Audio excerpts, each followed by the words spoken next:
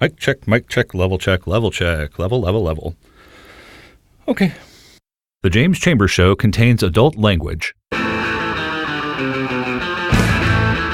Welcome to the James Chambers Show. I'm your host for this podcast, James Chambers. So today we're going to do a series of 2-minute movie reviews. This will be an ongoing segment. It's time to break things up just a little bit. I know I've been focusing heavily on politics and social issues and things like that, and it's time to liven things up just a little. So yesterday I had the experience of going to watch Justice League, and I have to admit it was better than I expected.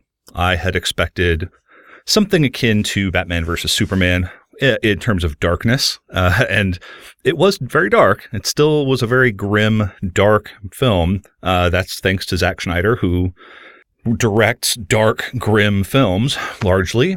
And I will say that I thought they did a good job of balancing the interactions of the characters. Ezra Miller really brought a good sense of levity in The Flash.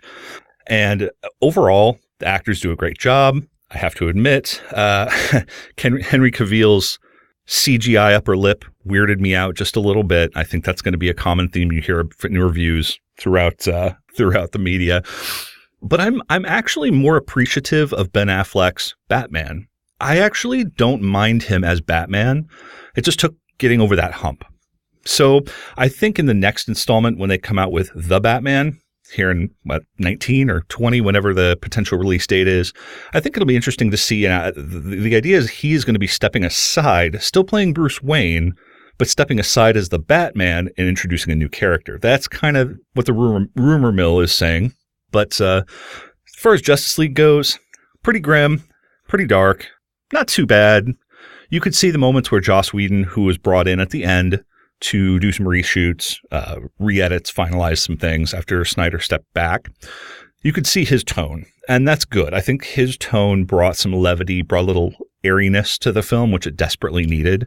So overall, 3.5 stars, and that's being a little generous. I would almost say 3 stars out of 5. On the whole, not a bad film. You're not going to hurt yourself if you wait till the Blu-ray release, and maybe there'll be an extended cut release as well, and that might help the film as well. And same thing with BVS. If you saw the theatrical version, it was nothing in comparison to the extended version.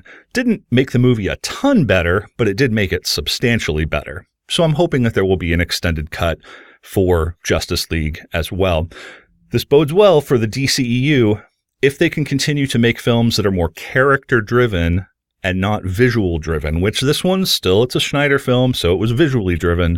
But if they can open up to the characters, they're going to do a much better, their films are going to be much better. And also, if they get rid of Zack Snyder, maybe he can be a producer, but he needs to step away from the director's chair because he is kind of hurting the franchise at this point. So I hope DC and Warner Brothers let Snyder take a side, bring in a director who's good for actors, and maybe they'll start producing some pretty damn good movies. I will say, when Patty Jenkins took over for Wonder Woman, made Wonder Woman a fantastic movie. Fantastic movie. So let's see if DC learned their lesson and are going to start making better films. Okay? Thank you very much. That was the review for Justice League. There'll be plenty more 2-minute reviews coming up. I guarantee you that was not 2 minutes, but who cares? Thank you very much. Appreciate you listening. Have a good one.